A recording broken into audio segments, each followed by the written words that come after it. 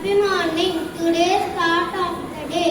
Good things always good. குரல் அருமை உடைத்தென்று அசவாமை வேண்டும் பெருமை முயற்சி தரும். பொருள் நம்மால் முடியாது என்று மனத்தளர்ச்சி அடையாமல் நம்மால் முடியும் என்று நம்பிக்கையுடன் முயற்சி செய்தால் அதுவே ஒரு வெற்றியை உண்டாக்கும். Today's news. PM Modi unveils Skyroot built India's first private rocket Vikram 1 in Hyderabad.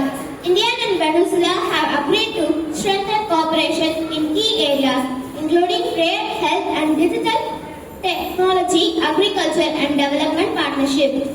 India wins 2 medals of ITTF World Youth Championships.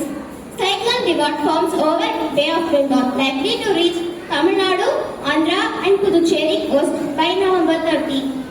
SLCS proudly announced their CBSE affiliation. Thank you.